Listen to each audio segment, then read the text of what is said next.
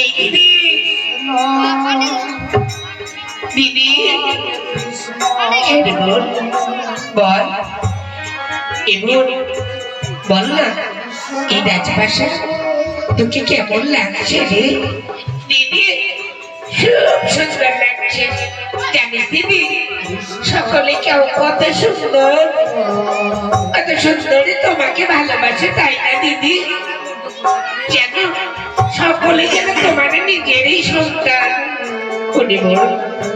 যেমনি ভাবে আমাকে ভালোবাসি তেমনি ভাবে তোকেও ভালোবাসবি রে পরিমল। দেখ তোকে নিয়ে এসেছি আমি, আজ থেকে ওই বাবা সিংহাসনে তুমি বসবে। দিদি না দিদি না, ও কথা বলিস নে দিদি, ও কথা বলিস নে। জানিস ছোটবেলায় মা বাবা মারা গেছে, বড়র স্নেহ ভালোবাসা আমি কিচ্ছু পাইনি।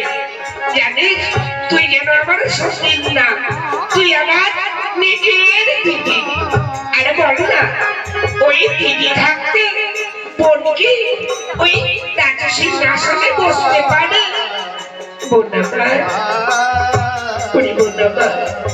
কিন্তু মানুষ কি বলবে যে মহারাজের সাথে তোমার বিবাহ দিয়েছি, অথচ রাজ সিংহাসন তোমাকে ছেড়ে দিচ্ছে না। এই কোনদিন হয় পরিবার? আজ থেকে ওই মহারাজের বাবা সিংহাসনে তুমি বসবে। না দিদি না, এই দিদি দেখ এক কথা বারবার বলে আমার মন খারাপ করে দিস। এই দিদি আজ থেকে তোমার কাজ হবে শুধু ওই মহারাজের পাশে বসে থাকা, আর রাজপ্রাসাদের যত কাজ আছে সব আমি দেখবো।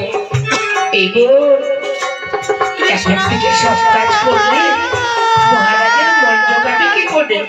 বোন কোনো কাজ করতে হবে না, আমি তো আছি। দিদি থাকতে বোন কোনো কাজ করবে হয়? এই বোন তুই শুধু মহারাজের পাশাপাশি থাকবি, যা দেখার আমি দেখবো। এই দিদি এই মহারাজের সামনে যেতে আমার ভীষণ লজ্জা করছে। দেখ পাখি বোন আমার সামনে কাছে যাবি লজ্জা পেশে। না দিদি না না, আমি পারবো না।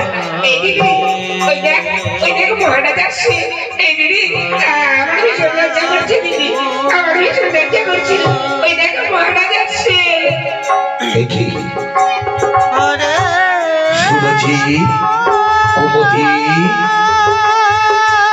মহারাজ আমার ছোট বোনকে পুরো রাজপ্রাসাদে ঘুরিয়ে দেখাচ্ছিলাম।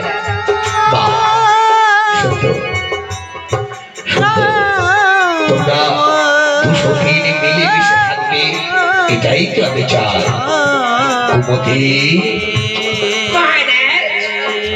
হ্যাঁ হ্যাঁ, এমনি ভাবে যেন সতীন নয় দিদির মতো দেখবে।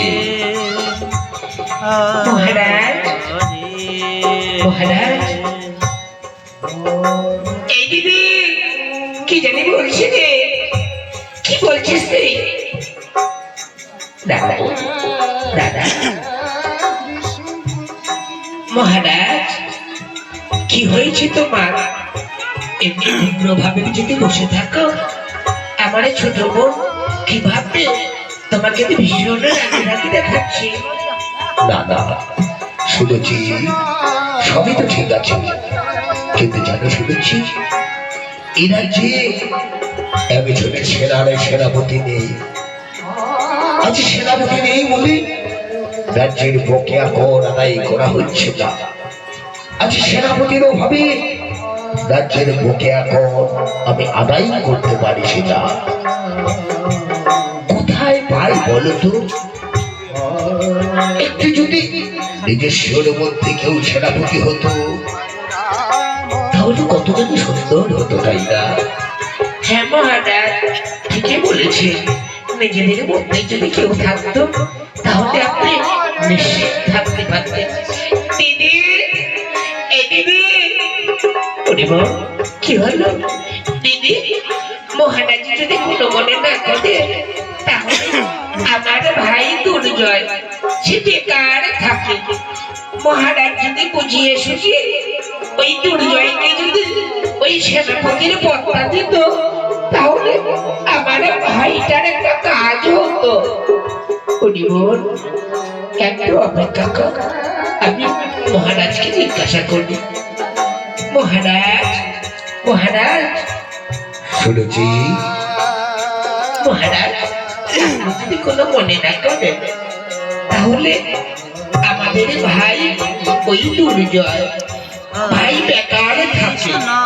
মহারাজ, আপনি যদি ওই দুর্জয়কে বুঝিয়ে সুঝিয়ে সেনাপতির দায়িত্বভারটা দিতে পারতেন। শুনেছি, সে তো হয়ই যাবে, তবে শালাকে কাজে লাগাবো, লোকে কি বলবে? মহারাজ, ও আপনাকে ভাবতে হবে না। আমার ভাই আমাকে ছেড়ে এমনিও থাকতে পারে না। এমনি দু চার দিন থেকে বলছি, দিদি আমি তোমার কাছে চলে যাব, দিদি আমি তোমার কাছে চলে যাব। এই মহারাজ, আমি ভাবছিলাম ভাইকে এখানে নিয়ে এসে শুধু বোঝা হবে। আপনি যদি কোনো কাজ দেন, তবে তবে নিশ্চয়ই ভাইকে নিয়ে আসবো। মহারাজ, মহারাজ, আমার ঠিকই বলেছে। ভাই যদি কাছাকাছি থাকে, ওই ছোট বোনটা তার মনটা ভালো থাকবে। ঠিক আছে, আমি কাউকে সম্মান দিয়ে পাঠাচ্ছি, দুর্জয় যেন এখানেই চলে আসে। মহারাজ, মহারাজ, ভাই বলেছিল আজই আজই তাকে এই রাজপ্রাসাদে আসবে, আর মনে হয় এলো বলে। দিদি, দিদি, দিদি, দিদি, এই দিদি,